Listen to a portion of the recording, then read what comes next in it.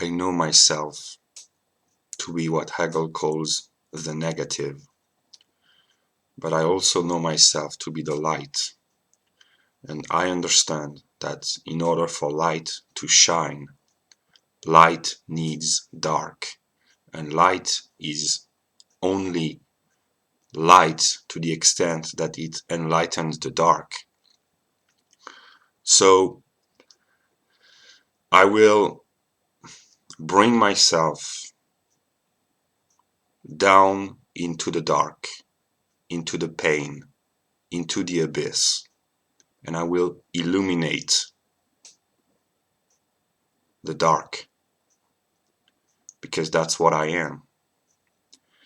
And from an abstract point of view, I have understood that Hegel and Nietzsche are two sides of the same character. And I will bring Hegel's thought and Nietzsche's thought with me in hell. I will descend into hell, which is my worst aspects being made manifest to me. And since I know myself to be identical in my consciousness with the whole world, that will bring darkness to the world, and my purpose is to illuminate the dark and to triumph over hell. And I have understood that I can only liberate myself from my dark part and from my dependence on Hegel and Nietzsche by overcoming them and by absolutizing myself. And I know that it is within tragedy and separation and violence that spirit acquires its truth.